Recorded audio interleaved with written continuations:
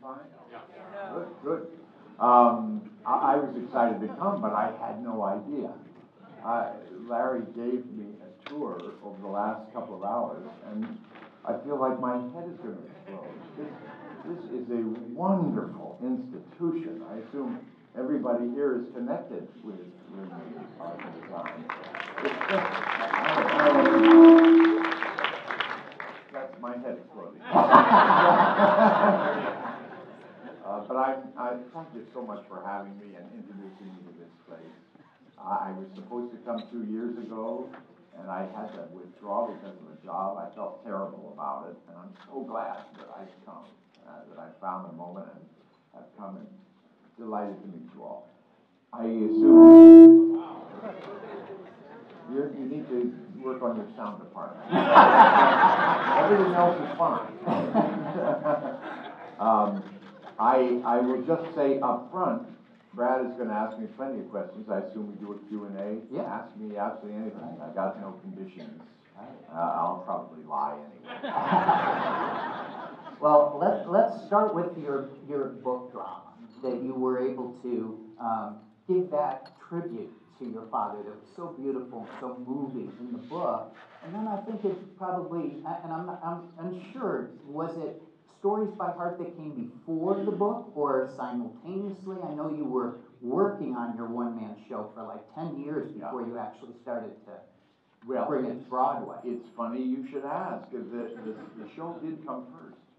I did a workshop. Well, what came first was the inciting event, which begat the entire project, which was reading a story to my dad when he was near death, and how important that was to him, and in a sense brought him back to life. That was such a poignant and important moment in my life. I'd never written anything for myself to perform from my own experience. This was the first time. And even at that, it took about 4 or 5 years to actually do it. But when I did it, it was as a workshop at the Lincoln Center in their small Mitzi Newhouse Theater. Andre Bishop, the head of Lincoln Center, gave me the venue, and Jack O'Brien, my good friend and good director, who had worked with all of my dad's proteges. So he and I share kind of history and DNA. He helped me sort of get the confidence to do this. I did it on 6 or 7 successive Monday nights on an empty stage, on somebody else's set in the Little Mitzi. And it was sort of half formed, half baked. It's come a long way since then. But during that run, some book people saw it and urged me to write a book. Oh, okay, that's how it came. So it was the other way around. Oh, wow.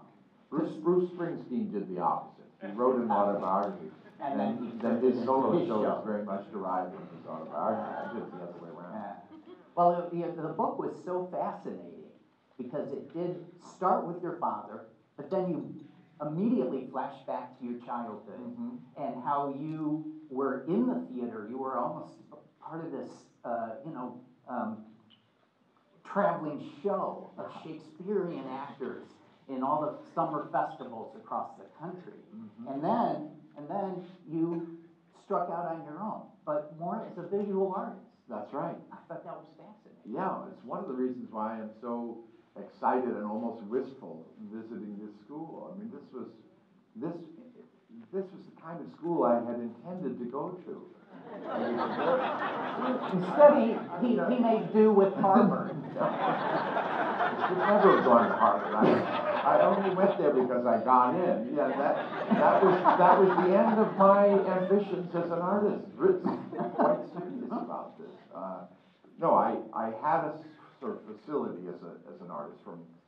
I mean, literally, when people were asking me, "What do you want to be when you grow up?" When I was like 7 and 8 years old, I already wanted to be an artist. And I took it very seriously. By the time I was in high school, I was commuting into New York to go to the art students' league on Sunday mornings and doing printmaking and painting. And I loved growing up in a theater family. And I adored actors. I worshipped them. They were just me and my siblings, for us, they were our best friends. You know, these wonderful young actors.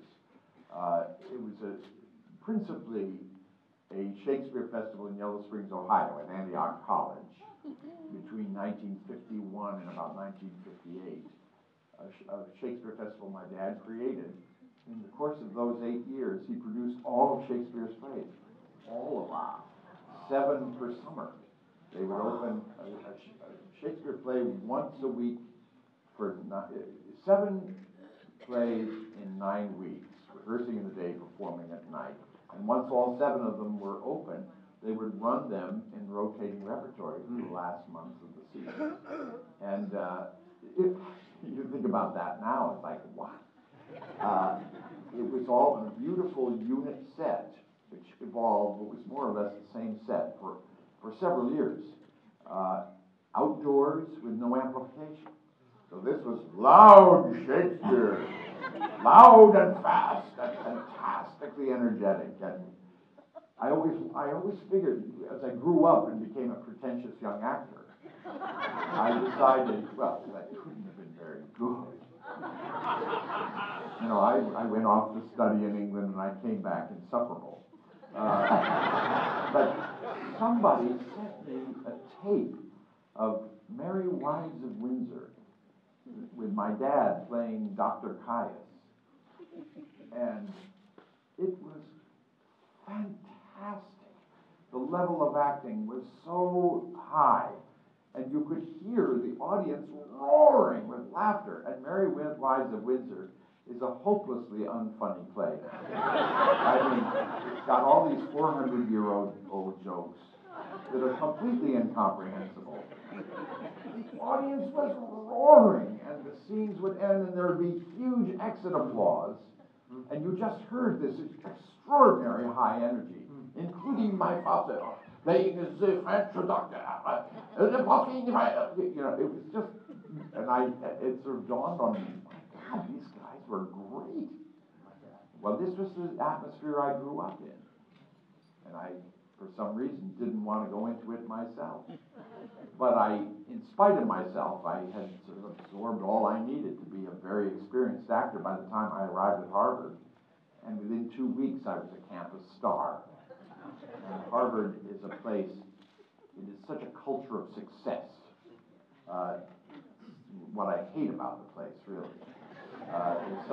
There's a sort of Harvard arrogance. You're all familiar with it. If you're good at something, then you have to pursue that. I mean, if you're outdoing people, stick with it.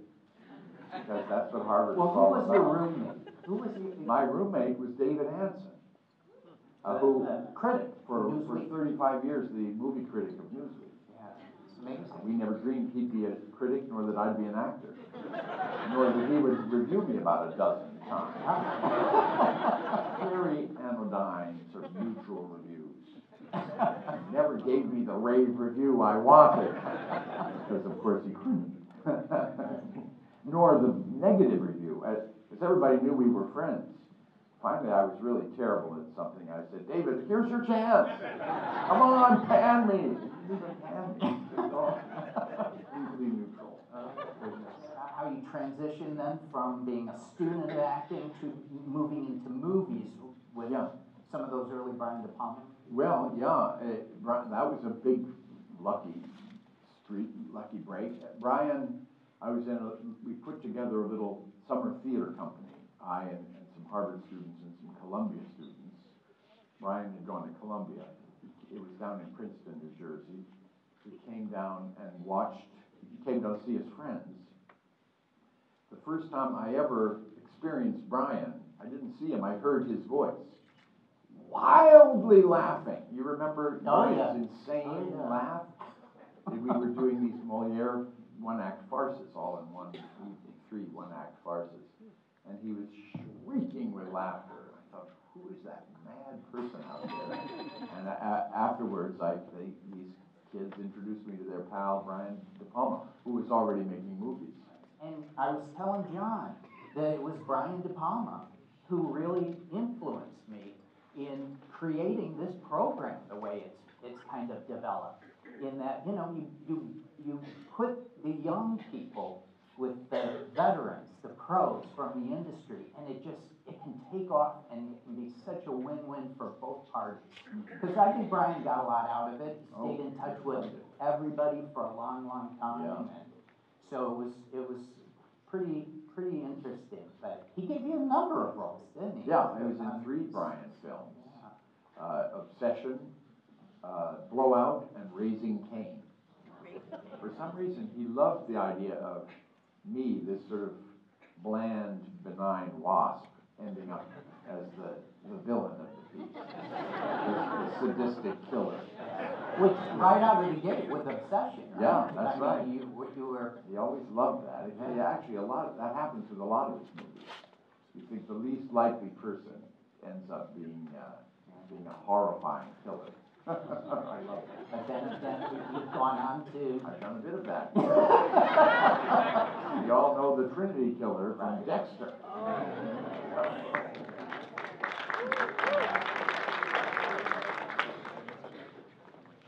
Did you work with Keith Gordon on Dexter at all? Yeah.